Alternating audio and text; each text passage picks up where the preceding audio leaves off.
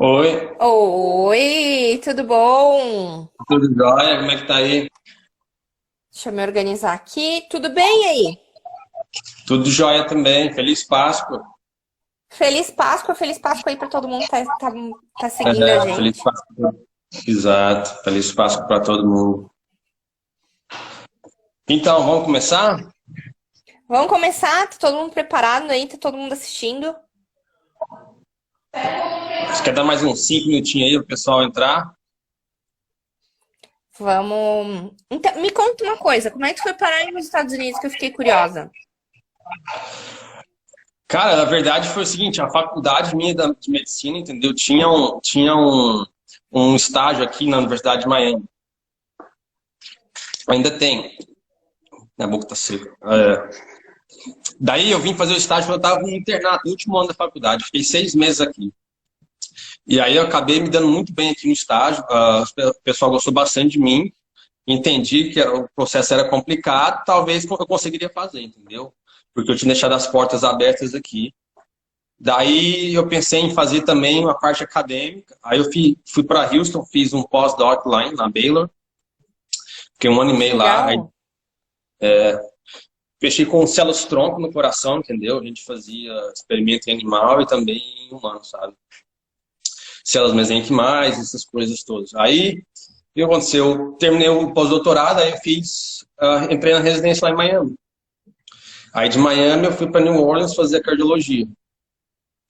E terminei a cardiologia, fiz cardiologia intervencionista e fiz agora a estudo de válvula e doenças estruturais do coração, que chama, né, aqui. Structural Heart Disease. Que legal. Nossa, muito legal a tua história. Daí, assim, é difícil porque para estrangeiro aqui nos Estados Unidos é muito fechado. Infelizmente, a questão é o inverso, né? Porque aqui eles precisam de médicos e eles estão vendo isso, está tendo essa abertura de médicos agora, entendeu? Eles realmente precisam de médicos, mas o problema maior é o seguinte, a questão financeira. Porque eles não querem, pagar os médicos e dois, eles não querem que outros médicos estrangeiros venham aqui tomar o lugar do médico americano, que não é verdade. Mas como é uma atividade que tem uma remuneração muito boa, entendeu? Sempre tem uma certa dificuldade para estrangeiro entrar aqui, entendeu? Você tem que ralar muito. Eu falo assim, você tem que ser 10 vezes melhor que qualquer americano para você conseguir abrir suas portas aqui. Porque para eles Isso é deixar com muito verdade. Isso é muito verdade. Eu me formei lá em Santa Catarina e eu também vim pra cá no internato. Vim pra cá, não pra Itália, vim pra Bélgica no internato. Aham. E fiquei um ano aqui e também me apaixonei, foi incrível e tal. E eu sempre quis voltar. E daí a Uhum. gente acabou, eu acabei. Assim, a minha família, minha mãe é enfermeira, meu pai é médico, minha tia é médica, e todo mundo É. meio que forçou um pouco a barra pra fazer prova de residência. E daí Uhum. eu acabei fazendo residência no Brasil, fiz cirurgia, só que eu vi que não era bem aquilo que eu queria. E daí eu e meu marido, a gente se largou e veio pra cá, veio tentar a vida. E daí aqui que eu descobri como funcionava pra validar, e como em qualquer país decente, a gente costuma falar, né? Que é Uhum. difícil, é uma profissão super controlada, é uma profissão que tu tem que saber que o profissional que tá trabalhando é de qualidade. E a gente Exato. sabe que para um médico formado aqui na Itália pode não ser tão bom, mas a gente é obrigado a ser melhor. A gente tem que ser Uhum. muito bom. Tu tem que mostrar todo dia que tu é melhor do que eles. Exato. E assim, é uma luta constante, igual você falou, entendeu? É a cultura, é a língua, a gente não fala a língua primária deles, entendeu? Então tem uma Por questão que melhor tem que que tu se adaptar. fale, nunca é a tua língua. Não é a tua É, língua. exato, Quando isso tu aí. tá cansado, aquele dia que tu tá exausto, vai sair uma palavra diferente, eles vão sentir no teu sotaque que tu não é nativo. Sempre tem aquela vírgula, né? Não, e aqui na Louisiana é mais difícil ainda, porque eles são muito bairistas, né? Eles são do sul aqui, então são muito bairistas. Para eles, todo mundo nasceu aqui e sempre viveu aqui, entendeu? Quando eles veem alguém de fora, eles ficam, nossa, de onde vem teu sotaque? O que está acontecendo? E, enfim. É uma outra, Aqui a outra, gente tem outra um história. problema. Aqui a gente tem um problema porque eles falam dialeto, né?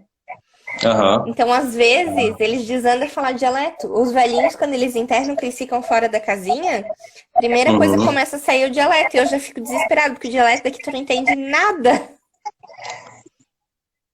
Mas você acha o italiano, assim, a parte médica parecida com o português, não? Eu acho bem tranquilo. Claro, tem umas coisas Uhum. que tu tem que aprender que é diferente, mas assim, eu acho que foi bem tranquilo até. É. Não, eu acho que assim, porque a medicina vem muito do latim, né? A medicina no geral que a gente estuda. Então, isso deriva Exatamente, muito. por isso. O inglês também, para mim, assim, o inglês médico foi muito fácil de aprender. O outro inglês que você tem que realmente socializar e conversar com as pessoas para você aprender. Exatamente. É. Acho que a galera entrou. Vamos começar aí. O que tu quer começar a falar? Diagnóstico? Vamos começar então falando, tipo assim, da apresentação, entendeu? O que seria uma coisa aí, Mariana, que você ficaria preocupado? Boa, boa. O que você sentiria assim, não, você tem que ficar em casa, não, você tem que ir para o hospital, entendeu? O que você tá vendo aí? Muita gente me perguntou assim, tipo, eu sou do grupo de risco, qual que é a diferença e tal. Tu me corrija aí se tu tiver uma orientação diferente, mas aqui a nossa Aham. orientação é a seguinte: se tiver febre alta maior do que 38 por mais do que 3 dias, se tiver falta de ar e Uhum. se tiver cansaço, uma diferença no jeito de respirar. Então, respirar muito Uhum. rápido, ter muita dificuldade para respirar, que não chega a ser falta de ar, mas uma dificuldade para respirar. Aham. E assim, você acha que tem que ser só um sintoma, todos os sintomas ao mesmo tempo? O que você acha? A nossa orientação é para qualquer desses sintomas. Aqui funciona muito bem que tem o médico de base. Então, o Aham. esquema nosso primordial é o seguinte: sentiu isso aí ou não sabe se é isso, tá meio assim, liga para o seu médico de base, que é o médico de família, fala: Ó, tô me sentindo assim assado. O que Uhum. que, o que que tu acha? Ele pode mandar a ambulância na tua casa ou te dizer: pega as tuas coisas e vai para o hospital agora. Certo. Durante a epidemia, eles tiveram um papel muito importante porque os médicos de base eles andavam nas casas das pessoas com um oxímetro para tentar fazer uma Uhum. triagem para não lotar os hospitais. Eles ajudaram muito. Uhum. Certo. Aqui assim, igual tu falou, os sintomas, entendeu? O critério, só para resumir o pessoal saber, entendeu? A febre, a falta de ar, entendeu? Por 3 dias de apresentação, às vezes uma tosse produtiva também, entendeu? Aí entra a questão das comorbidades, se a pessoa tem, por exemplo, Exato. fala, desculpa que o inglês é o DPOC. isso. Então, assim, se tem os doenças de base, que pode mascarar um pouco a doença, a gente recomenda, se você não está sentindo bem, basicamente, deu muito doente, vá na emergência para ser avaliado. Porque, aí, de novo, você pode comentar também, já teve caso que a gente pegou aqui que o paciente não veio necessariamente com febre, mas com sintoma respiratório, entendeu? E acabou descompensando também. Até porque febre, às vezes a pessoa é idosa, imunocomprometida, às vezes não vai conseguir apresentar só o sintoma da febre. A Então, gente teve alguns casos de pacientes que vieram com sintomas completamente diferentes, assim, idoso com desorientação, pessoas com. Eu imagino que tu deva ter tido aí a apresentação da doença na forma gastrointestinal, então diarreia, vômito, pessoas que chegaram exato. desidratadas por causa de diarreia e vômito. Alguns raros, mas apresentação cutânea da doença, então gente com um racho cutâneo no corpo todo, uma coisa assim bem diferente. Uhum. Trombose também, teve alguns casos que chegaram na emergência por causa de uma trombose, daí a gente descobriu. Então tem uma variedade de apresentação bem grande, né? Sim, e assim, é tudo uma curva de aprendizado, entendeu? No começo, a gente não estava ligando direito assim, as coisas uma na outra, entendeu? E quando a gente viu realmente o Covid estava Exato. entrando, que as pessoas estavam sendo diagnosticadas, entendeu? Que acho que também é um fator muito positivo aqui no nosso tratamento, que a gente tem os testes disponíveis em qualquer lugar que você vai, entendeu? Pelo menos na Louisiana, você consegue diagnosticar os pacientes. Que eu vejo que em outros lugares não tem o teste de diagnóstico disponível, então você trata como se fosse, né?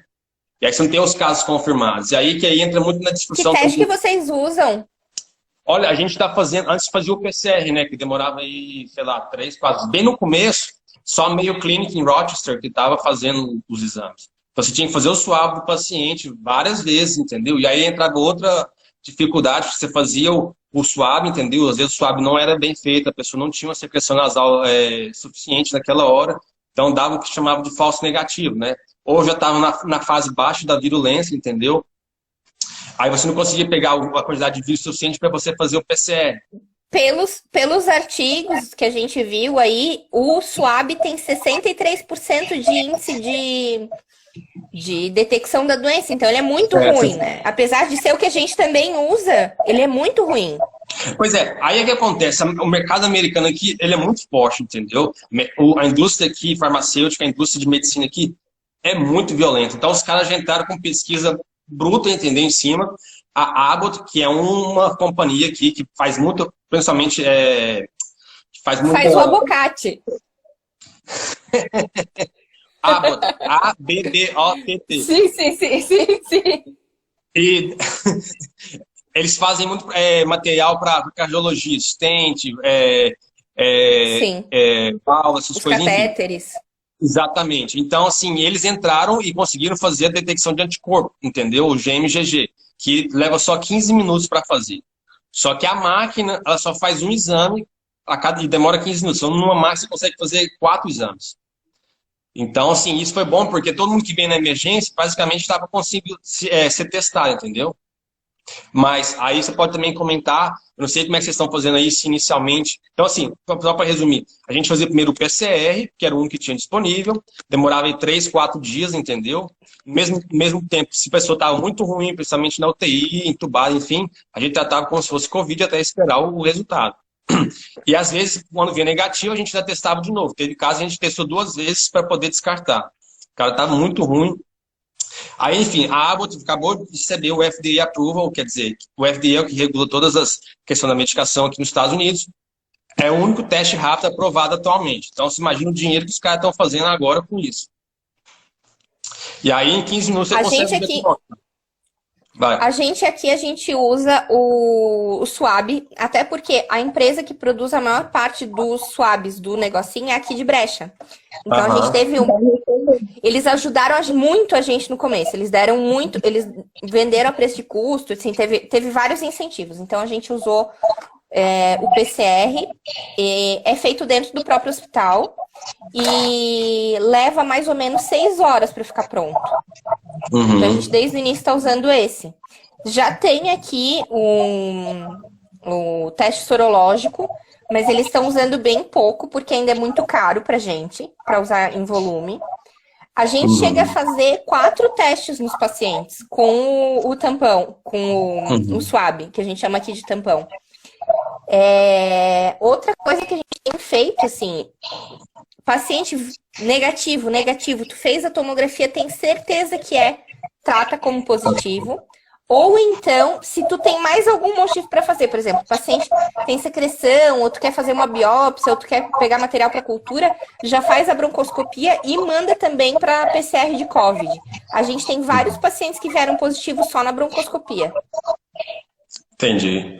Olha, a broncoscopia aqui a gente não chegou a fazer muito, sabe? Até porque os resultados dos PCRs aqui estavam saindo até mais rápido no final, entendeu? E essa questão da exposição também dos profissionais de saúde, entendeu?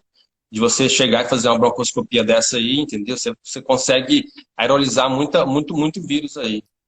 Aí nem fala, sexta-feira eu tava com uma paciente com um linfoma não Hodgkin metastático, assim, avançado, e ela tinha uma imagem pulmonar que a gente... Uma imagem pulmonar, não, uma dispneia que a gente não sabia direito de onde vinha, e como a doença estava em atividade, a gente resolveu fazer um lavado broncoalveolar para fazer pesquisa de célula. E daí eu já pedi um COVID assim, já que estamos aí, né? Tinha 3 swab negativo. E daí eu entrei, só que como era uma paciente não COVID, eu entrei com meu jaleco, de máscara de filtro e de óculos, mas eu não coloquei mais nada. E daí ela acabou o lavado e foi fazer uma tomo staging, assim, pra gente ver como é que tava o tumor. A radiologista me ligou e ela falou, se isso aqui não é um COVID, eu rasgo meu diploma. Isola essa paciente. Eu disse, agora que ela já tossiu na minha cara. Exato. Olha, eu peguei um paciente também infartando do mesmo jeito. E Porque eles foi bem continuam no começo, infartando os foi bem no pacientes. começo da crise, ele teve falta de ar, entendeu? Ninguém sabia o que estava acontecendo. E por coincidência, o cara também estava infartando, sabe? Aí ligaram pra gente na cardiologia, eu fui ver o paciente, entendeu? E depois descobri que o cara acabou sendo entubado no mesmo dia, entendeu? E foi testado positivo por Covid. Então, no começo, ninguém sabia o que fazer. E estavam querendo evitar isso aí, às vezes não conseguia evitar, entendeu?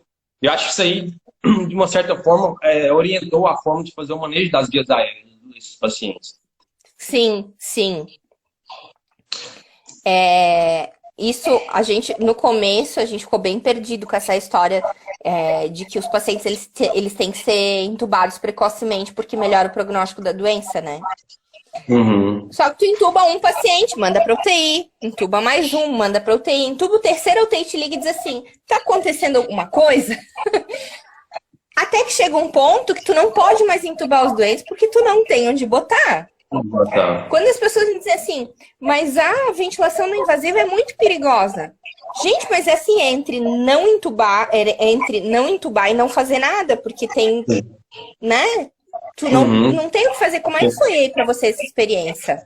Não, então, no começo foi o seguinte, o objetivo final era tentar evitar, por exemplo, botar o paciente lá na sala, entendeu? Mesmo que fosse na sala como é que fala, de sucção negativa, de evitar que o paciente estivesse liberando o vírus, entendeu? Aerolizando o vírus. Então, se o paciente vinha com falta de ar e hipóxia, você botava ele no oxigênio na cânula nasal, passou de 6 litros, o próximo passo já era entubar. Você não tentava mais A nada. gente também foi assim no início. Mandaram no tubo e subia para a UTI, certo? E aí eles começaram a encher a UTI e começaram a ficar preocupados. Falaram, será que a gente vai conseguir suportar todo mundo aqui? Porque está todo mundo sendo entubado. Só que o critério para intubação era muito fraco. Por quê? Porque o objetivo, de novo, era evitar que o vírus fosse aerolizado para o resto do hospital. Daí chegaram o seguinte, o paciente foi entubado, parou na UTI, e eu estava vendo isso toda hora, o cara não movia, ficava lá uma semana, entendeu, entubado. Então eles começaram a entender que a intubação, na verdade, estava machucando os pacientes. Porque uma vez que o paciente vai para a intubação, aí começa a entrar a insuficiência renal, começa a entrar a insuficiência arterial, entendeu? O paciente começa a desenvolver as tromboses arteriais, trombose venosa, entra a encefalite, entra um monte de coisa associada, entendeu? Que talvez podia segurar um pouco, além das complicações numa hospitalização não UTI. Sem contar que os caras vão pro tubo e eles se apaixonam pelo tubo por pelo menos 15 dias. Pelo menos a nossa experiência é que o paciente antes de 15 dias não sai. Exatamente. Então tu tem assim, UTI lotada por 15 dias. Mais ou menos essa faixa, no mínimo 10 dias. Aí eu coloco. Outra coisa que também está fazendo um diferencial é as comorbidades. E eu sei que na Itália, e aqui onde eu estou, aqui na Louisiana, é bem diferente nesse ponto. Aqui a população, para quem já leu, entendeu? Mais de 80% da população que está sofrendo, que está morrendo, são os afrodescendentes. E esses pacientes, 80% deles são obesos, diabéticos e hipertensos descompensados. E, para maior surpresa, a idade média dele é de 50 anos. Só que o índice de massa corpórea dos caras é de 40 para cima, entendeu? Assim, é impressionante. A nossa experiência é homem, gordinho, eles chamam aqui de titio. Eles são os gordinhos, os titione, são os homens gordinhos hipertensos, são os que morrem. Ele chegou na emergência, gordinho, ali com os 50, 60 anos, eles já se apavoram, porque esse é o paciente que complica. É o paciente que vai para o tubo, é o paciente que evolui com insuficiência renal, o paciente que às vezes faz trombose. A Mari, que é uma amiga minha que é vascular, estava aí perguntando, faz trombose arterial, faz trombose venosa em dose plena de Clexane, a gente teve paciente. Aqui também, o que a gente estava fazendo era, a gente faz os protocolos da heparina, você faz o protocolo com o PTT mais prolongado ou menos prolongado. E a gente tenta colocar o PTT de, sei lá, às vezes 3 vezes o PTT de base, entendeu? Porque no protocolo ideal o paciente nem estava trombosando. E acho que a gente tentou algum ou dois, a gente usou, eu não sei se vocês usam muito aí, como é que chama?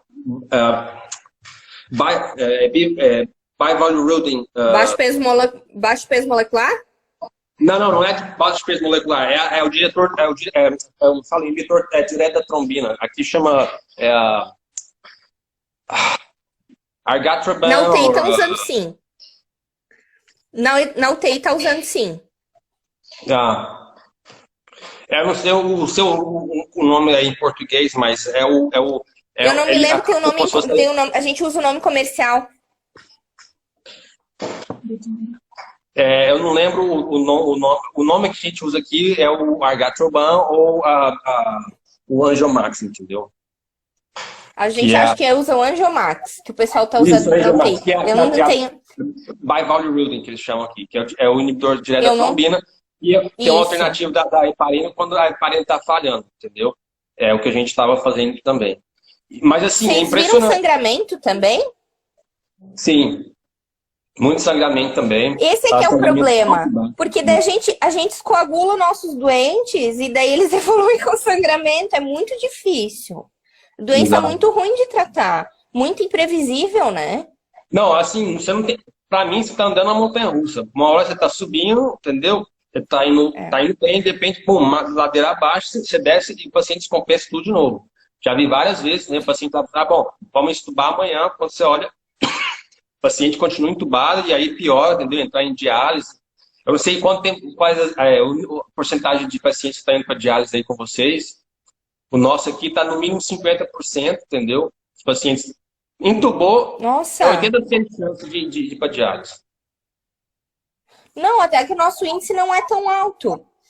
Eu ia falar de um paciente que eu perdi final de semana passado. Um senhor de 71 anos, sem nenhuma comorbidade. Inteirão, assim, entrou em insuficiência respiratória franca. A gente usa muito Uhum. aqui o P sobre F para Sei, sei, sei. calcular a. 150 a relação? Isso, o cara tinha 50 e pouco de P sobre F, era muito baixo. Uhum. E a gente chamou várias vezes intensivistas, queria botar ele na UTI, os caras diziam, olha, não dá, não tem vaga, a gente tá com paciente de Uhum. 50 anos na fila, vamos segurar, vamos fazer o que dá. Os caras iam todo dia dar uma força pra gente, Uhum. mas o cara ficou com a gente. E daí o cara, nessa de ficar na ventilação não invasiva, fez uma FA de alta resposta. Sei. Aí a gente escoagulou ele por causa da FA de alta resposta. Com escoagulação plena, ele evoluiu com trombose de todo o hemicorpo esquerdo e das Nossa. artérias renais. Assim, foi uma coisa muito catastrófica, sabe? Uma evolução catastrófica. De um dia para o Uhum. outro, o cara passou. A gente olhou para a urina dele no saquinho, assim, aquela urina café, aquela coisa horrorosa de necrose tubular aguda. O paciente Uhum. começou a piorar, piorar, piorar. Os parâmetros ventilatórios pioraram. O cara fez um pneumotórax. Foi afundando, afundando, afundando, assim, na frente dos nossos olhos. Sem a gente. Como é que o cara faz uma trombose enorme dessas? Uhum. Estando incoagulável quase, né? Foi muito triste.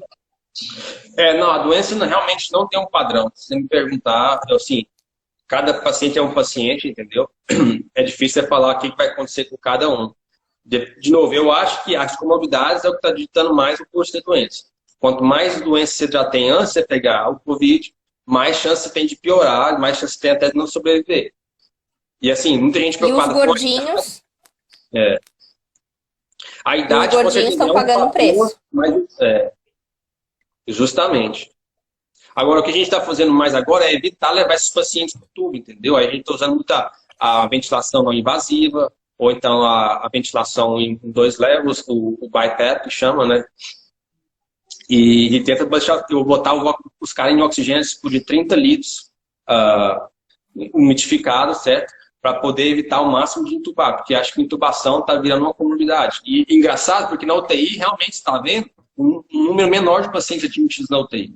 O que eles estão fazendo realmente é evitar ao máximo, e eles estão percebendo que agora não é mais a preocupação do vírus se espalhar, entendeu? É a preocupação dos pacientes que estão ali sobreviverem, conseguirem sair da UTI e serem estubados, entendeu? Então, eles estão virando já o jogo pro outro lado. De novo, ninguém sabe o que está fazendo, todos estão aprendendo. A gente conseguiu, eu não sei se vocês têm aí, um negócio que duplifica a saída de oxigênio da parede. Sim. Uhum. Então, a gente conseguiu vários daqueles que tem a saída da parede e tem geralmente tem um negocinho com a bolinha, pessoal, entender. Tem um negocinho com a bolinha. A gente conseguiu um negócio que divide aquele em dois negocinhos com a bolinha. Então, a gente consegue dar, ao invés de 15, 30 litros. Exato. Porque tem os dois negocinhos. E daí a gente estava usando, como a gente passou sufoco no começo, as nossas ventilações não invasivas não eram suficiente, a quantidade de aparelho não era suficiente. A gente conseguiu adaptar nos CPAPs de uso domiciliar, que a galera usa para os gordinhos respirarem à noite. A gente tinha 15 aparelhos daqueles. E a gente conseguiu colocar com uma cânula na máscara e outra no filtro. E daí a gente conseguia fazer um CPAP com uma oferta de oxigênio de 30 litros e ajudou muito. Uhum. A gente tá fazendo isso também. Muita gente, assim. É engraçado porque, assim, os médicos clínicos, entendeu? Que não tem como é que fala, o costume de tratar pacientes na UTI. Que aqui, assim, ou você trabalha na UTI ou você trabalha como é que fala, na enfermaria. Na enfermaria. Então, assim, eles estão tendo que cobrir esses pacientes mais críticos, mas que eles estão tentando manter na enfermaria, porque eles normalmente não querem evitar os pacientes de serem intubados, entendeu? Porque intubação é assim, é 50% pelo menos. Você joga uma moedinha para ver se você vai viver ou não. Diálise, a gente está fazendo para todo mundo já, intubou, já põe linha acesso central para fazer diálise, a linha para fazer acesso arterial, para monitorar a pressão, entendeu? Tem a equipe de anestesia só para fazer isso. Ele já vem com a máscara toda dedicada, entendeu? E assim, faz uma pressão positiva dentro da máscara, eu nunca tinha visto. Parece uma coisa de nave espacial. Não sei se vocês têm isso aí também. A gente tem a Total Face, aquela assim, a máscarazinha, o capacete. O capacete é demais, gente. O capacete é realmente uma bolha, assim. Ela tem um negócio que vem aqui na axila e ela fica aqui. Tem os pacientes que se dão muito melhor com o capacete porque dá menos sensação de claustrofobia. Não, o que a gente tem aqui, é um capacete fechado dentro da sua cabeça, entendeu? Aí ele se isola todo aqui, o teu queixo até aqui atrás, certo? Aí tem como é que fala? Como se fosse um tubo de oxigênio ligado dentro do teu capacete aqui atrás, que fica tocando um ventilador, entendeu? Então o que acontece? Ele fica, na verdade, expelindo o ar para fora. Porque se você está em contato e o paciente para aumentar. Isso, exatamente. É bem caro, é limitado acesso, entendeu? Só realmente quem está se expondo às vias aéreas, igual os anestesistas, por exemplo, os pneumologistas e os intensivistas, eles não estão fazendo muita broncoscopia por conta disso também, entendeu? Para evitar essa exposição aí. Mas, voltando à questão do equipamento de proteção, muita gente pergunta, assim, no começo teve muita grande preocupação. O que a gente tem que entender a respeito do equipamento de proteção é que o equipamento de proteção não necessariamente vai prevenir você de pegar a infecção, dependendo do equipamento que você está usando, mas sim de diminuir a quantidade de partículas ou de vírus que você vai ter. Viral. Exato. Aí, por exemplo, vale a pena você usar uma máscara feita em casa? Olha, entre uma máscara e o ar livre, com certeza a máscara está bloqueando alguma coisa ali. Você está entendendo? Então, lógico que vale a pena você usar uma máscara. Eu posso usar duas máscaras? Claro que pode, porque eu até cheguei a postar isso aí, entendeu? O buraco entre as fibras, entendeu? Vai diminuindo. Então as partículas vão ficando retidas ali. Quanto mais níveis a gente tem de fibras, mais a gente consegue filtrar, né? Exatamente. Então, assim, uma coisa que a gente fez muito aqui no começo, não sei se vocês provavelmente fizeram também, a gente usava a N95 e por cima botava outra máscara barata descartável, cirúrgica, simplesmente para contaminar aquela máscara, entendeu? E poder continuar usando a 95 por mais tempo. Quanto tempo vocês usam a N95? Olha, depende da pessoa, assim, se você consegue tomar conta da máscara, você está usando muito, né? Tem gente que usa só para ir lá, né, uma vez ou outra e tal. Mais ou menos uns 3 dias aí, 4 dias. Outra coisa, se você está suando muito, tem muito sudorese em volta da máscara, a máscara está ficando umedecida, a fibra já começa a desfazer, aí já começa a perder a proteção. Como é que a gente usa por 8 horas. A gente usa as máscaras por 8 horas. Então, nos departamentos que são COVID, tu coloca a máscara e aquela máscara ali é tua até o final do plantão. Tu usa ela até acabar. A gente cuida dela, tipo, pessoal sabe, né? Tira ela sem tocar, bota em cima no. A gente tira, bota num guardanapo, deixa ela paradinha num cantinho e tal. Mas a gente tá usando as máscaras por 8 horas. Até agora a gente não teve falta de EPI. Mas isso é outra grande coisa que eu acho que a gente tem que falar, que EPI é uma coisa finita, né? Então, que o pessoal use com sabedoria. A gente não teve nunca nenhum problema que tenha faltado, mas a gente tem tomado cuidado para usar com sabedoria. A gente sabe como é que é nas enfermarias, né?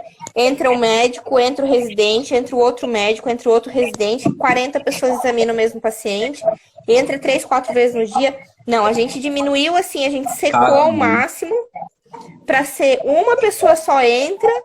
Primeiro, que a gente não entra dentro do quarto com as cartelas clínicas, as prescrições, nada. Então, entra uma pessoa que se paramenta toda, faz o exame físico do paciente e ela vai ali na porta e fala assim, esse paciente aqui tá isso, isso e aquilo, tu escreve ali na cartela rapidinho pra gente diminuir a quantidade de uso. Porque também não tem hospital que aguente. Sim, o que a gente está fazendo aqui muito, e até quero dar parabéns aqui, a equipe de enfermagem, a equipe dos respiradores técnicos aqui, entendeu? Os fisioterapeutas também. Eles estão entrando, fazendo todo esse acesso, entendeu? E monitorando os pacientes dentro dos quartos, e aí eles vêm, a gente tem a discussão fora do quarto, entendeu? Justamente para evitar a exposição e para também poder economizar no material de proteção, entendeu? E outra coisa que a gente fez aqui, eu não sei se provavelmente chegaram a fazer também, as UTIs aqui, elas viraram as unidades sujas, entendeu? Que seja. Isso. Totalmente suja. Entrou na UTI, é contaminado. Exato. Porque aí você tem que usar a máquina equipamento de proteção uma vez para entrar, quando você sai, se descarta aquele equipamento. Porque senão não ia dar conta, entendeu? Toda vez que uma enfermeira ou qualquer pessoa que entra ali já usou 10, entendeu? Daquelas roupas de proteção, entendeu? Para 2, 3 pessoas tomar conta do paciente. Então ia ficar inviável. Esse tanto de proteção que a gente está falando, de todas essas roupas, é para tratar de pacientes com risco altíssimo de aerolização. Então, os pacientes da UTI que estão no tubo, os meus pacientes que têm ventilação não invasiva, pacientes que são positivos, a gente tem certeza, e tem risco alto de aerolização. Não é o paciente que está chegando no posto de saúde, que teve uma febre semana passada e está indo para ser examinado. Isso não justifica o uso de todos esses EPIs. Exato. Eu sei que gera um pouco medo de falar, eu não sei se ele tem ou não, se eu vou me expor ou não, entendeu? Mas aí entra no bom senso de saber, buscar uma ajuda, entendeu? De uma pessoa mais instruída, que tem mais condição de te explicar ali naquela hora, entendeu? E perguntar, olha, o paciente está desse jeito aqui, se tem a suspeita do Covid, eu vou tomar essas precauções, entendeu?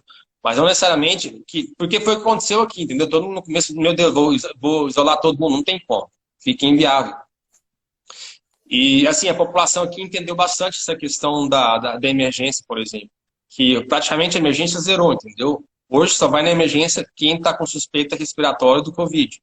Mais que isso, só se o cara realmente estiver muito ruim, porque não quer se expor de jeito nenhum. A gente teve uma experiência muito estranha, porque os pacientes nossos comuns desapareceram durante a emergência. Exato. A gente tinha paciente, aqui na Itália, o sistema público é muito bom. Então, os pacientes, eles vêm para emergência porque a emergência é pública, é gratuita, é de qualidade, e a galera vem. Então, assim, a gente tinha aqueles pacientes idosos com insuficiência cardíaca, que internavam, tipo, uma vez por mês eles internavam. E de uma hora para outra, essa galera desapareceu. Foi muito engraçado, porque até os abdômen agudo desapareceram. A gente não sabe o que aconteceu com esses pacientes. De uma hora para outra, a gente não tinha mais.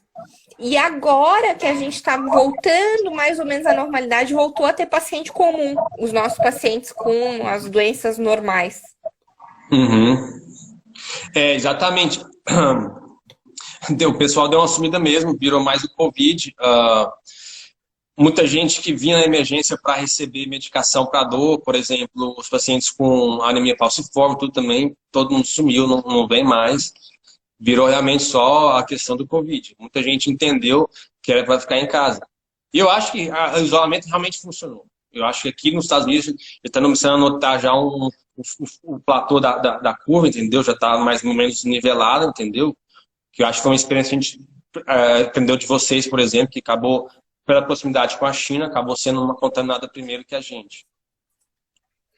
A gente tá agora no dia 50 da quarentena aqui. Claro que ela foi ficando mais e mais fechada com o passar dos dias, né? Mas 50 dias de quarentena é muita coisa.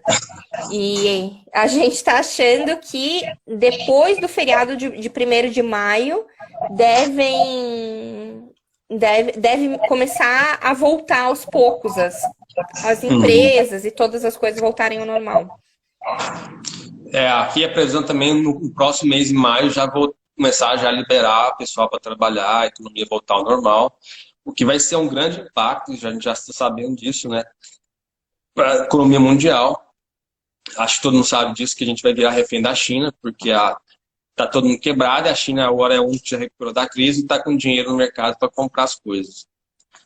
Outra coisa que eu quero falar aqui, que o pessoal me perguntou aqui, a questão do manejo aqui da intubação dos pacientes. Eu acho que uma coisa que é muito importante para você decidir, para você conseguir extubar esses pacientes, para você conseguir melhorar esses pacientes, é você ter uma monitoração contínua, ou pelo menos, né, uma ou duas vezes por dia, da pressão central, pressão venosa central. A gente vê que se a gente manter, entendeu, a pressão venosa central não muito baixa, mas também não muito alta. Eu recomendo assim, em torno de 5 a 8, entendeu?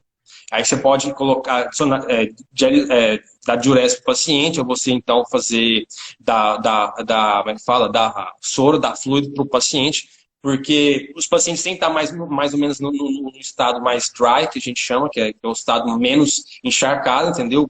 Para o pulmão estar um pouco mais seco. Exatamente, poder conseguir ser estubado mais rapidamente. Isso tem ajudado bastante. Eu vi assim, no plantão que eu passei, eu sei porque eu também tenho essa prática de fazer com todos os pacientes, assim que a gente faz o manejo de pacientes com insuficiência cardíaca. Mas se você faz o manejo da pressão venosa central, você tem os números ali para você, é bem objetivo, você consegue saber se tem dar diurese, ou continuar a diálise, ou dar fluido para esse paciente. Isso aí o paciente já sai... Isso é uma coisa que a gente sente muita falta na unidade de internação. A gente usa uma medida completamente indireta, que é a ecografia bedside para ver o diâmetro da cava.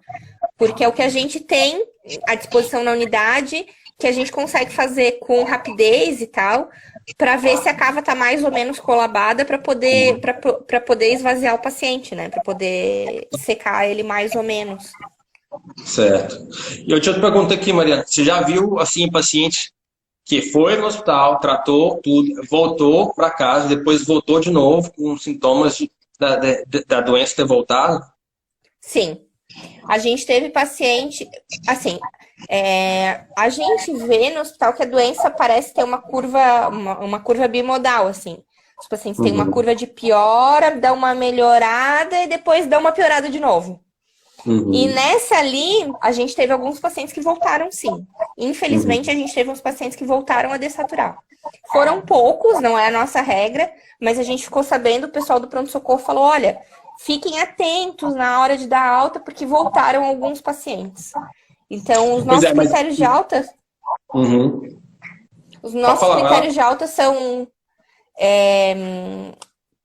afebril a mais 72 horas, saturação em ar ambiente melhor do que 94 e bom estado geral, assim, paciente que está com... parou de aumentar dedímero nos exames de controle, não tem linfocitopenia, um paciente que a gente acredita que está evoluindo bem. Certo.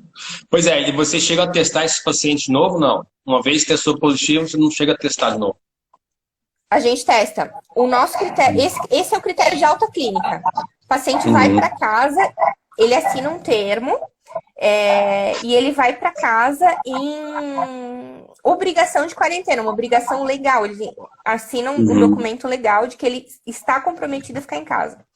Esse paciente, depois de 15 dias que ele está em casa, ele vem contactado pela a vigilância sanitária daqui, que marca para ele fazer para retestagem. Na retestagem, eles precisam fazer 2 swabs que venham os 2 negativos para ser considerado curado, para voltar a ter contato com qualquer outra pessoa. Se tu mora numa casa muito pequena que fica todo mundo junto, a gente tem algumas estruturas que estão recebendo esses pacientes, alguns hotéis que estão ajudando a gente, que ficam com os pacientes até eles testarem negativo. Tem muita gente perguntando aqui se você fica imune ao Covid uma vez que você foi infectado. A resposta provavelmente sim, mas a questão é que você não sabe até que ponto você ainda está desenvolvendo a doença, como você falou. Você está no pico, você está na descida, você está no pico novamente, entendeu? Então a doença tem um processo que demora um tempo. Mas, um assim, mês, mais ou menos. A nossa ideia aqui é que a doença leva mais ou menos um mês para funcionar toda. E estão botando o pessoal em quarentena em 15 dias, falou? 15 dias, daí retesta. Se vier positivo, espera mais uma semana. Retesta. Se vier positivo, mais uma semana. Entendi. Não, e a gente acha que quem teve a doença fica imune. Essa é a nossa esperança também, né? A gente não teve aqui nenhuma notificação de algum paciente que tinha um exame teve positivo, teve a doença, negativizou e depois teve outro positivo um tempo depois. Isso a gente não teve. Aqui também a gente não teve. E tanto é que a gente acabou até ajudando, assim, melhorando o sistema, porque a quarentena nossa agora são só 7 dias. Então, 3 dias de sintomas, você pode fazer a quarentena em casa de 7 dias, se você estiver bem, não estiver precisando ir para o hospital, se isola por 7 dias e está liberado. A gente conseguiu entender que 15 dias seria ideal, mas hoje o CDC recomenda 7 dias. 7 dias. E testa para saber se tá... Não, pois é. Agora a questão fazendo é o seguinte. Eu acho que como o teste agora está disponível, e para mim também é uma jogada um pouco política, eles querem testar todo mundo. Se você quiser saber se tem coronavírus ou não, você vai na emergência e eles vão te testar. No meu hospital, por exemplo, eles estão agora testando todos os funcionários. Todo mundo lá, eles querem saber a quantidade exata de pessoas infectadas. E aí vai explodir o número, porque como você está testando esse tanto de gente, o número de pessoas diagnosticadas, obviamente, vai aumentar. E aí eu acho que é uma jogada para você conseguir minimizar um pouco o número de mortes. E aí você vai ver, por exemplo, se o número de mortes manter o mesmo... A mortalidade vai... que se aumentar o denominador, mas o numerador ficar igual, quer dizer que o ratio, né, a fração vai ficar menor, entendeu? Então você vai diminuir a mortalidade. Só explicar aqui, o pessoal está falando do teste no Brasil, os testes não são disponíveis assim com facilidade, eles estão testando só paciente grave e mesmo assim estão tendo muita dificuldade de testar. Aqui na Itália, a gente testa os pacientes que vêm na emergência com sintomas. A gente não sai testando todo mundo. Agora que as coisas estão acalmando, tem a ideia também de testar todo mundo no hospital para ver quem está transmitindo assintomático, que é um baita problema, né? E existe agora, quando vai voltar da quarentena, as empresas estão se organizando para testar os funcionários, para poder voltar da quarentena com segurança. Eu acho que aqui, no final das contas, todo mundo vai acabar sendo testado, entendeu? Ou a grande maioria, exatamente para isso. Porque o que eles estão querendo colocar no final é o seguinte: você está infectado, você vai ficar junto com gente infectada, que aí já não faz diferença. Exatamente. E aí você consegue ficar ali naquele meio ali, tá tudo igual, entendeu? Não vai fazer diferença, porque o vírus é o mesmo, não tem mutação ainda diagnosticada, tanto é que aí, igual a gente estava comentando outros dias, a vacina está sendo desenvolvida. Para quem não sabe, o Bill Gates está investindo milhões de dólares em 7 vertentes da vacina, entendeu? Quer dizer, você vai usar uma vacina e ele está investindo em 7. Quer dizer, imagina o dinheiro... São 7 vacinas diferentes que o cara tá botando os melhores cientistas do mundo para trabalhar. Então, se ele não achar a vacina certa, ninguém mais acha. E assim, o que vai ser bom que se cai na mão dele, ele vai tornar isso disponível, acho que para o mundo inteiro, entendeu? Não é uma companhia privada que está tentando ganhar dinheiro, igual, por exemplo, a Abbott fez o teste rápido e conseguiu essa politicagem aí, que é a única empresa aqui nos Estados Unidos que consegue fazer o teste. Você imagina quando nessa crise que nada mais está sendo consumido, a única coisa que está sendo consumida é o teste do corona. Então, assim, é só nadando de braçada, entendeu? Tá, vamos falar agora o assunto, acho que é um dos mais esperados. Assunto do momento, vamos falar da cloroquina. Gente, tem gente esperando aqui Exato. todo esse tempo só para ouvir falar da cloroquina. Tá, cloroquina não mata, eu acho, dependendo se você souber usar ela, entendeu? O que você acha aí, Mário? Eu acho que a cloroquina. Eu acho assim, ó. A gente é uma doença viral. A gente não tem um antibiótico, que é o que a gente costuma usar para matar as bactérias, que é o que a gente está acostumado na medicina. Que doença grave na medicina até hoje, a gente tinha muita doença bacteriana que a gente dava antibiótico e matava. A cloroquina, a gente está usando desde o primeiro paciente. Desde o primeiro paciente que a gente teve aqui. Foi o protocolo da China, a gente adotou. Desde o primeiro paciente a gente está usando. É bom? Ajuda? Ajuda. Cura? Não cura ninguém, gente. Isso é uma coisa importante a gente tem que colocar que vírus a gente não consegue matar. O que a gente está fazendo aqui é alterar o curso da doença com a cloroquina. Alterar a resposta inflamatória. Exatamente. Você está querendo evitar as complicações do processo inflamatório relacionado com a infecção do vírus. E para os profissionais de saúde, os colegas que já leram, por exemplo, o Harrison, que é o maior livro de internal medicine, se olhar, em 1980 já falava da cloroquina no uso de infecções virais, porque você está tentando realmente bloquear os efeitos inflamatórios da doença. Esse é o objetivo. Daí o que acontece? Numa situação que ninguém sabe o que fazer, você vai voltar ao que as pessoas já usaram no passado e deu certo. E aí foi que começou a cloroquina, o uso da cloroquina a crescer. E aí nessa mesma coisa, a azitromicina também começou a ser usada para tratar as infecções atípicas, de organismos atípicos, mas também na forma de alterar o curso inflamatório da doença. Igual eu coloquei anteriormente, exatamente. se o paciente não está com o pulmão seco, se o pulmão está encharcado, ele não vai conseguir respirar.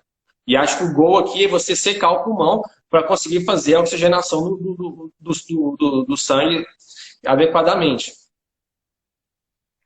A gente usou, o pessoal está perguntando em que época que a gente usou a cloroquina. A gente usou de todas as épocas possíveis. Chegou na emergência, teve diagnóstico, a gente deu a cloroquina. Por quê?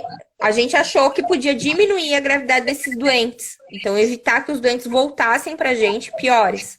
Porque a maior parte, a imensa maioria dos pacientes que vêm para emergência voltam para casa, né? Então, a gente dá essa medicação para tomar em casa. A gente fica muito dividido se a cloroquina ajudou ou se é que nem a gripe. A gripe, tu toma canja de galinha e passa em 7 dias. Se tu não toma canja de galinha, também passa em 7 dias. A nossa grande questão com a cloroquina é que a gente não sabe exatamente até que ponto ela funciona. Exatamente. E assim, ainda falando sobre a cloroquina nesse sentido, o pessoal perguntou a dosagem, 400 miligramas você pode fazer primeiro dia, depois faz 200 duas vezes, por um total de 5 dias, certo? A gente está usando até 10 dias, Dani. 10 dias? A gente está usando até 10 dias.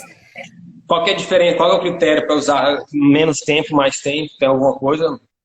A gente usa enquanto o paciente tem sintomatologia pulmonar importante, assim. O paciente ainda está muito dispineico, está evoluindo mal, a gente usa até 10 dias. Mas é aquela história empírica, né? Igual eu falei, aqui está como se fosse um campo de guerra, entendeu? Você está fazendo o melhor para poder salvar todo mundo. A gente perguntou da profilaxia, eu tomei, acho que muita gente dos colegas já tomaram também, entendeu? A cloroquina como uma forma de profilaxia. Aí tem gente perguntando, se eu estou tomando por outro motivo, eu estou imune ao vírus. Aí é aquela questão relativa se você tomou recentemente, se você tomou, parou no passado, se você está tomando, entendeu? Se você tiver cloroquina no teu corpo agora, provavelmente sim, você está não imune, mas realmente talvez a inflamação, as complicações do vírus vai ser menor se você tiver com a cloroquina no teu corpo, vamos dizer assim. Eu não tomei, os meus colegas não tomaram. Aqui na Itália a gente não tem protocolo de profilaxia.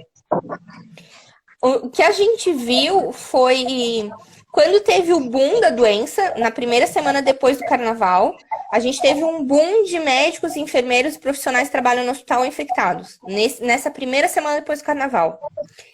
E logo depois disso, mais ou menos se normalizou e a gente ficou tranquilo.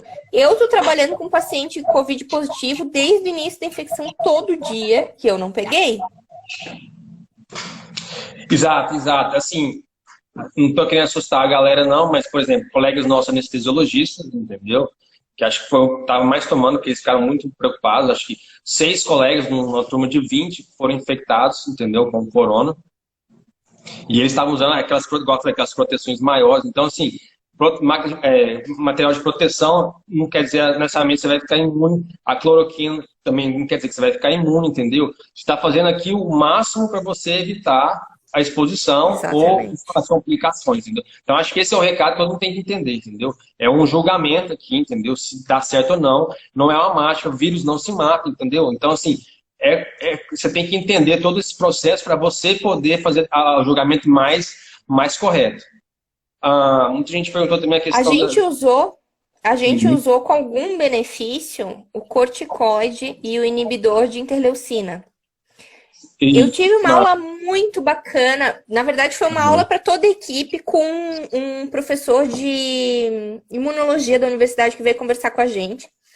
E ele mostrou uns quadros e tal, e explicou muita coisa pra gente. Então, assim, tanto o que o corticoide e os inibidores das interleucinas, do interferon fazem? Do TNF, desculpa, fazem. Eles diminuem a inflamação. O problema é que no primeiro ataque do vírus, a gente precisa da inflamação para se proteger. A inflamação é uma coisa que ajuda o corpo a se defender das bactérias, dos vírus. E se a gente usar o corticoide e o anti-interleucina nesse período, a gente atrapalha o paciente. Se a gente esperar demais e usar depois que essa inflamação já entrou, já começou, já teve início, a gente já está atrasado. Então, exato. essa janela do uso da medicação para a gente está sendo muito difícil de achar.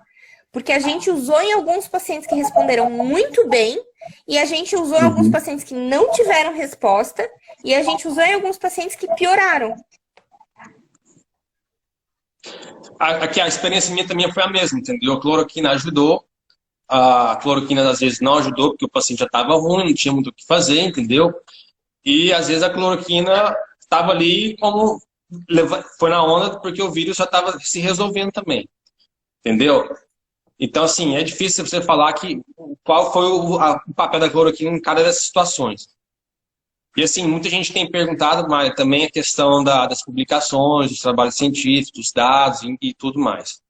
A gente não vai falar de todos os dados, assim, tem os dados chineses, que obviamente são os mais controversos, é difícil, enfim, confiar no que a China está fazendo, entendeu?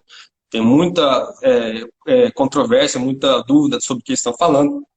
Mas eles começaram a publicar dados na cloroquina. Queria comentar aqui... E por muito tempo eram os únicos dados que a gente tinha. A gente não tinha opção de não confiar, porque era só o que tinha. Exato, exato. Então a gente estava sendo liderado pelos chineses, né? E hoje você está vendo, está todo na mercê dos caras, porque sacanearam todo mundo. Tá. Foi um trabalho publicado aqui, foi feito aqui nos Estados Unidos, que conseguiu acesso ao New England Journal. Foi publicado agora, acho que semana passada. Gente, presta atenção nessa parte. Essa parte é muito importante. O trabalho foi publicado no New England Journal, foi feito aqui nos Estados Unidos. Foi um estudo retrospectivo. Eles pegaram 65 pacientes, alguma coisa assim. E eles dividiram em dois. Metade tomou cloroquina, metade não tomou cloroquina. E eles avaliaram a função pulmonar, se os pacientes estavam evoluindo bem ou não, basicamente. Então, assim, a partir do momento que eles foram diagnosticados com a cloroquina, quer dizer, com o Covid, eles foram iniciados ou no placebo, ou no controle nada, ou na cloroquina. Então, isso podia estar um paciente mais grave ou um paciente menos complicado. E daí que entra o problema com a publicação, que os pacientes que estavam mais graves, eles já tinham a propensão de começar a cloroquina, então já foram iniciados na cloroquina.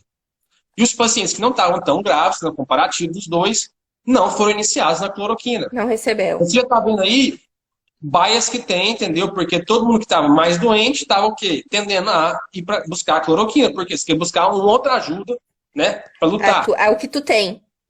Exatamente. Aí o que aconteceu? Como os pacientes a característica base deles já estavam mais doentes que os outros, o controle, quando sai o resultado final, no follow-up desses pacientes, os pacientes que tomaram cloroquina foram os pacientes que mais precisaram de intubação, que precisaram mais de oxigênio, que ficaram mais tempo hospitalizados. Mas por quê? Porque eles já estavam mais doentes quando eles começaram o estudo. E aí foi o grande problema. Por quê? Porque o estudo está falando que a cloroquina estava associado com mais níveis de intubação e mais risco de complicação pulmonar. Então você pode ler a coisa Ontem eu até coloquei esse artigo nos meus stories e eu coloquei. Quer dizer então que esse artigo diz pra gente que a cloroquina não serve pra nada? Não é isso. Exato. Não é isso. Quer dizer que a gente vai parar de usar cloroquina? Não é isso. O que traz pra gente é que a gente precisa acordar que a cloroquina não é salvação da lavoura. A gente pode usar, com certeza a gente pode e vai usar. A gente vai continuar usando. Mas eu acho que as pessoas têm que entender, eu acho que esse artigo veio para um motivo só. Ele veio para segurar a gente e dizer assim, presta atenção que o básico é o mais importante. O básico é cuidar do doente, é dar suporte hemodinâmico, é dar suporte de oxigenação e de ventilação. E a cloroquina, ela vai entrar como uma das medidas que tu vai usar. Não vai ser a única e não vai ser a principal. Justamente. Então, assim, esses autores foram muito felizes porque o que eles fizeram foi, basicamente, conseguir uma publicação no New England Journal, o que demora anos para você conseguir, mas ele está se aproveitando da situação para botar o nome dele lá. E gera mais controvérsia a questão do tratamento ou não. Então, assim, eu recomendo cloroquina. O que você fala aí, Mário? A gente continua fazendo. Eu não acho que tenha ninguém que tenha coragem de dizer que não usa. Eu acho que é a ferramenta melhor que a gente tem até agora. A minha luta é só para avisar que não é a cura, que não é pra gente usar como se fosse água. Porque, como tu sabe, como todo mundo sabe, toda medicação tem efeito colateral. E às vezes tu usa uma medicação sem ter indicação, e daí a gente entra pelo cano. Exato. E assim, outra coisa que eu queria falar, até como cardiologista, entendeu? A complicação cardiológica da cloroquina, ela tem alteração na depolarização do ventrículo, e isso aí pode gerar uma taquicardia polimórfica, que é a torsade de Pointes, que se chama. Que é o prolongamento do segmento QT. Isso são os dados técnicos. Então, assim, se você está pensando em tomar, eu sei que no Brasil é fácil conseguir prescrições de cloroquina, eu ainda buscaria um médico, entendeu? Para fazer um acompanhamento nisso aí, porque tem essa complicação cardiológica, é válida. Eu vi já na UTI alguns pacientes entrarem em taquicardia. A gente teve. Exatamente. Então, assim, não é só assim, tá bom, vamos usar, mas igual você falou, vamos também respeitar as complicações, os efeitos colaterais, entendeu? E eu acho que nesse ponto, nada mais, ainda mais que hoje com a telemedicina, acho que está em todo lugar, você conseguir um eletrocardiograma, entendeu? Em algum lugar, e o teu médico, o teu cardiologista consegue te instruir para saber se você deve continuar ou não a tomar cloroquina. Gente, vocês estão satisfeitos? A gente falou da cloroquina como se não houvesse amanhã. Mari, vamos fazer outra, vamos explicar mais coisa aí. O que você acha? Está acabando o tempo aqui, tem 16 segundos. E, gente, então a gente vai deixar para a próxima. Deixa eu ver lá meu bebê dormir, que eu já até me esqueci que eu tinha filho. Deixa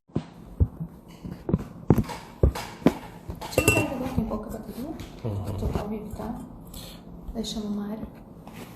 Vou chamar a Mari aqui, pera aí um pouquinho, pessoal. Escreve aqui. Aqui. Uhum. Aí.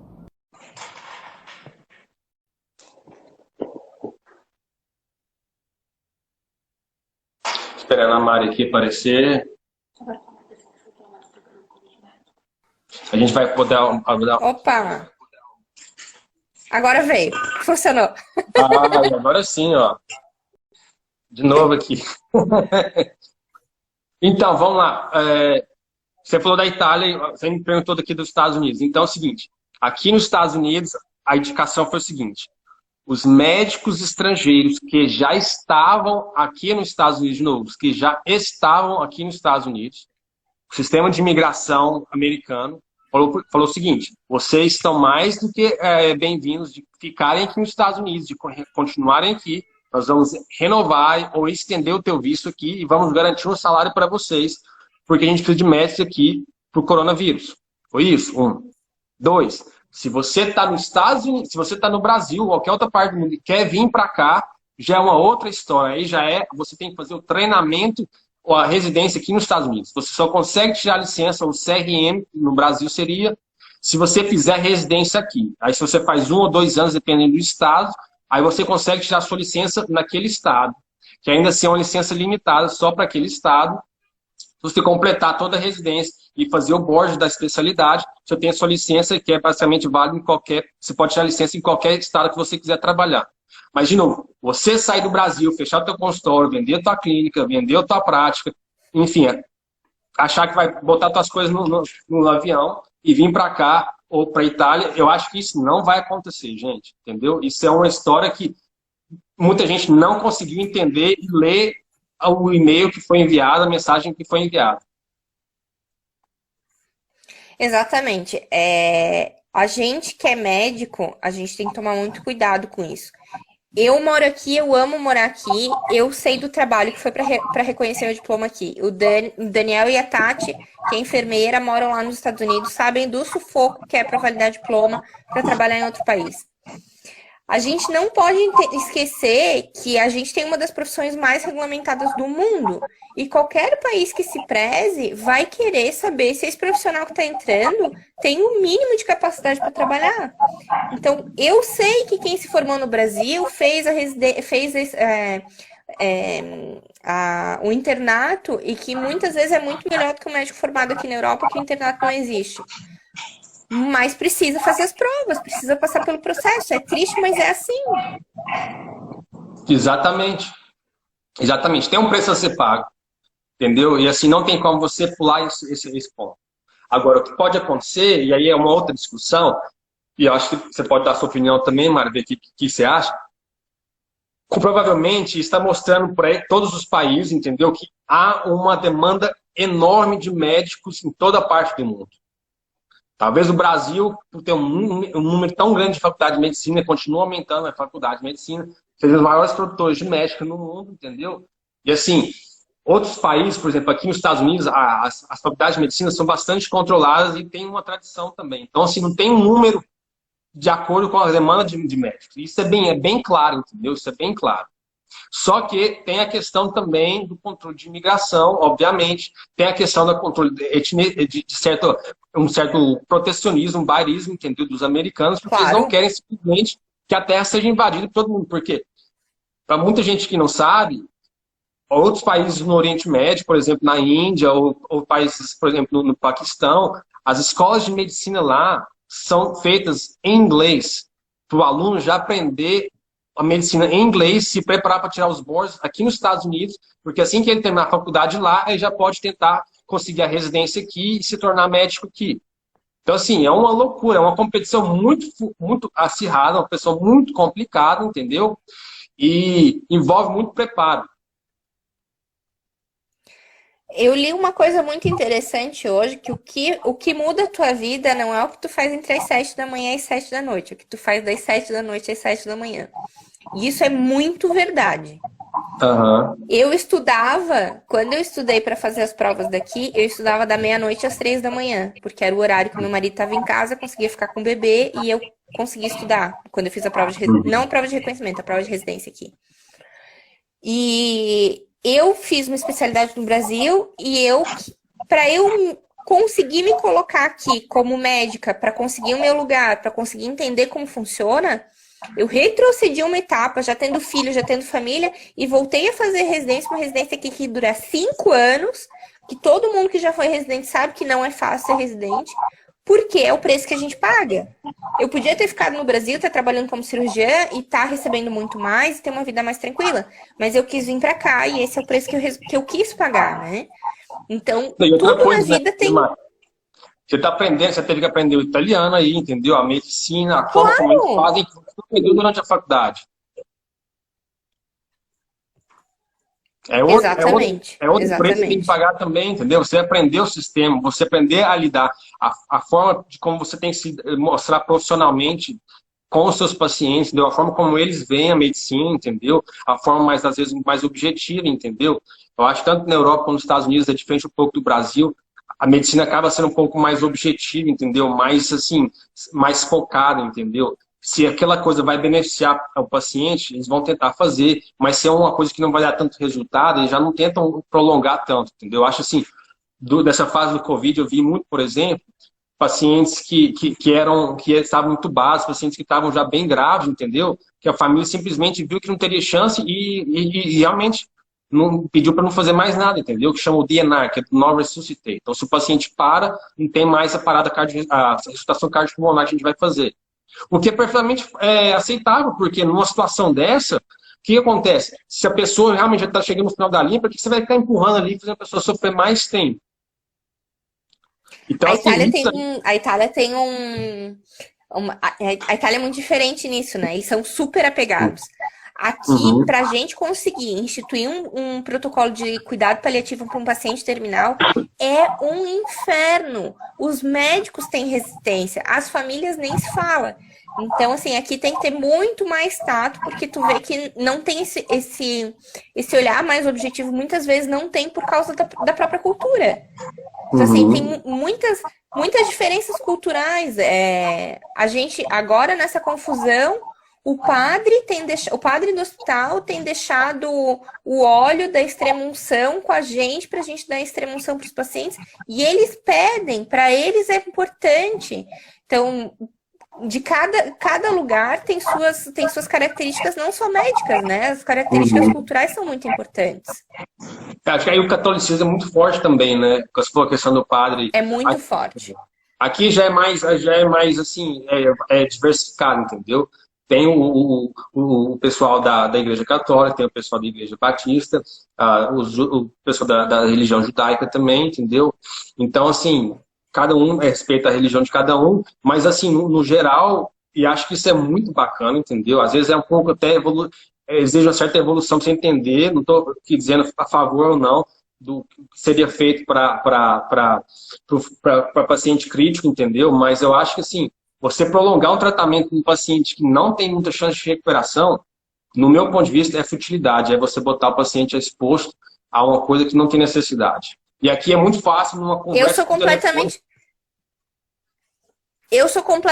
Esse foi uma das minhas maiores dificuldades aqui na residência, essa. Porque eu sou formada na UFSC, que a gente tinha uma cadeira na faculdade de cuidado paliativo. No hospital onde eu fiz o meu internato, tinha uma residência de medicina paliativa. Então, a gente tinha muito forte essa coisa de diminuir a quantidade de cuidado fútil, de inútil, de dar conforto para o paciente. E não fazer isso fere os meus sentimentos de médica, assim. Os meus princípios. Eu acho muito triste. Deixa eu te perguntar uma coisa aí. A gente estava conversando aqui em casa, eu e meu marido. Como é que faz quem não tem papel aí nos Estados Unidos? Como é que é o cuidado? Quem que paga essa conta? Pode ir para o hospital? Não pode? Sim, isso é uma coisa legal aí.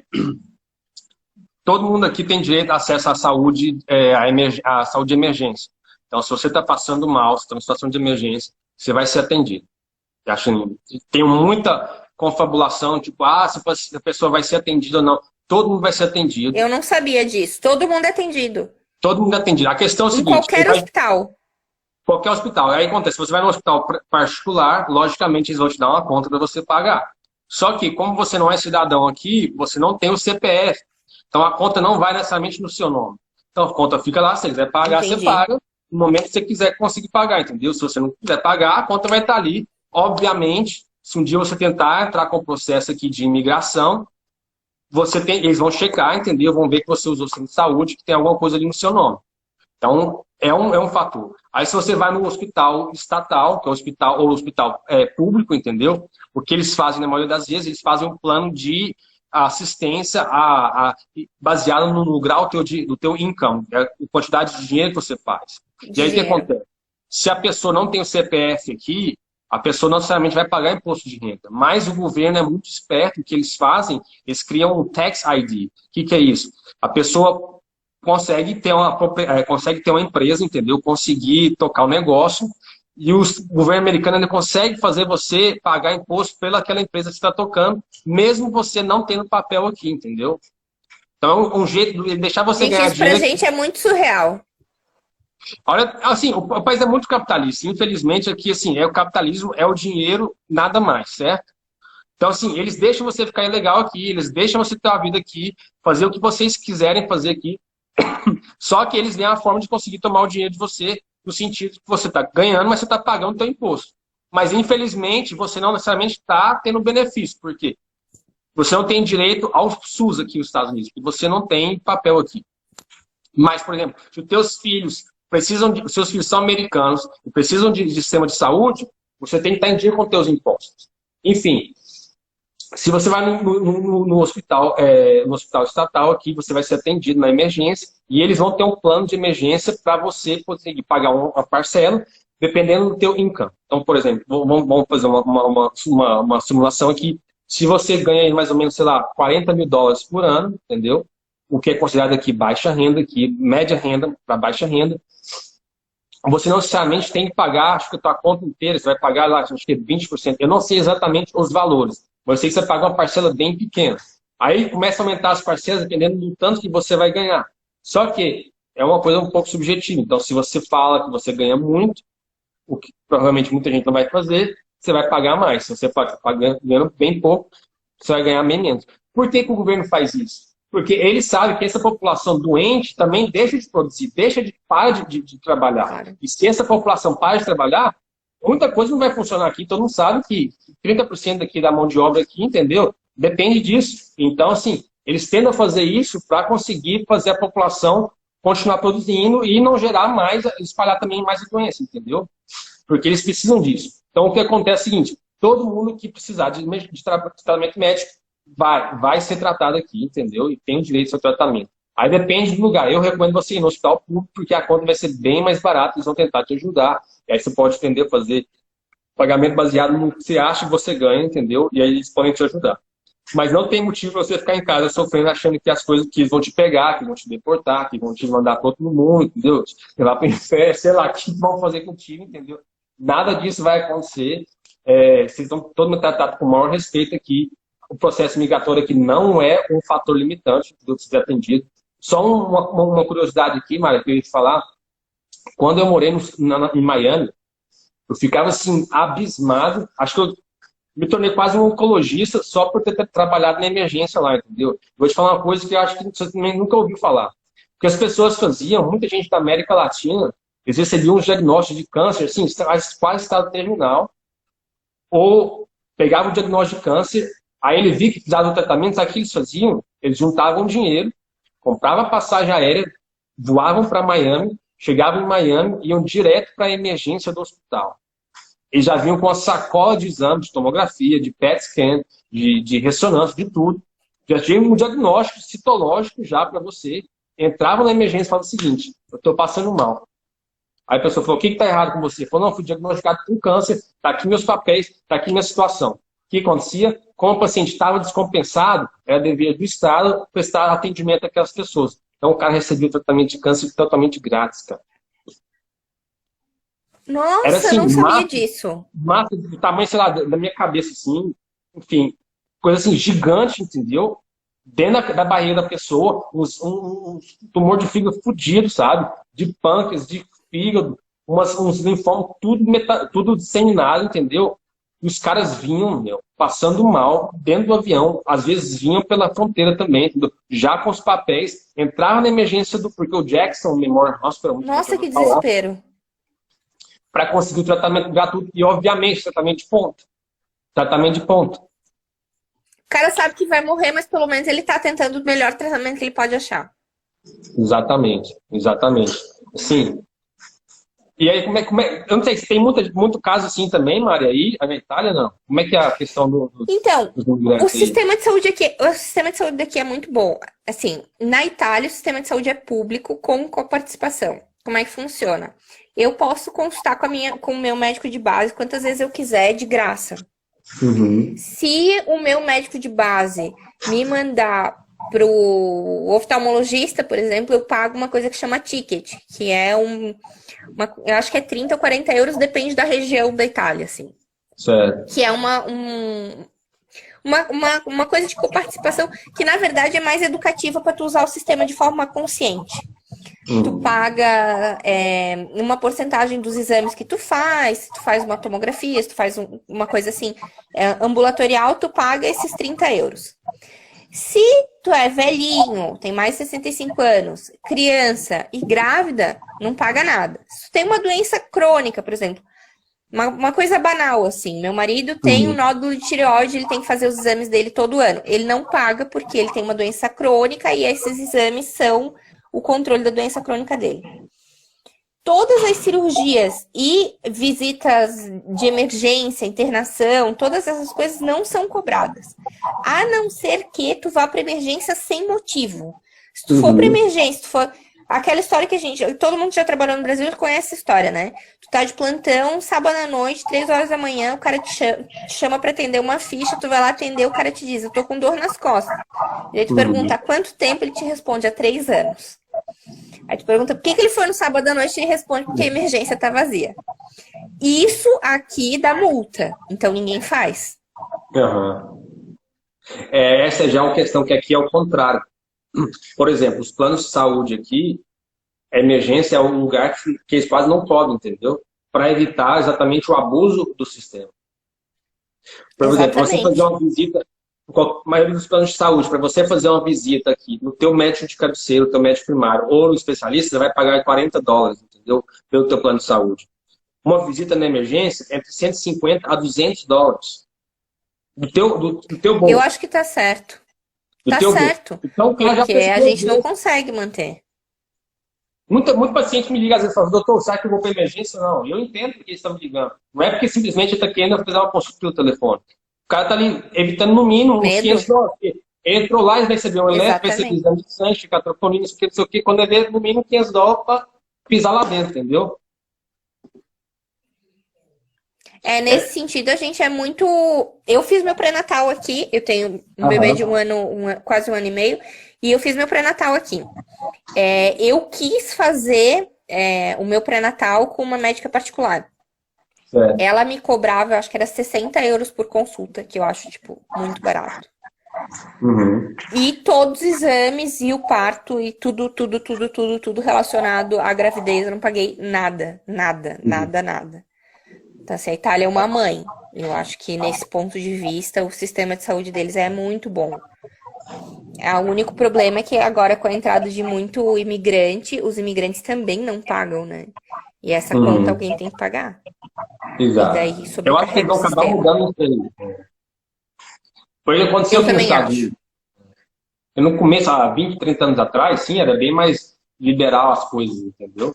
Mas, como eu te falei, o pessoal começou a abusar tanto do sistema, entendeu? Não tem como. O hospital que eu trabalhava em Miami quebrou, porque, sim, era bilhões de dólares, entendeu? De contas para pagar. Mas você recebeu um tratamento de câncer, cara, de graça. Não dá. Assim, tu falou do tratamento de câncer, eu me lembrei, lá, quando eu fiz residência de cirurgia geral lá no Celso Ramos, a Tati deve conhecer o hospital. Ninguém queria dar plantão na emergência na segunda-feira, porque segunda-feira era o dia que vinha o carro da prefeitura. Então, lá em Santa Catarina tem um hospital no estado inteiro, mas ninguém quer operar SUS porque o SUS paga mal, né? Só que o Celso Ramos é referência.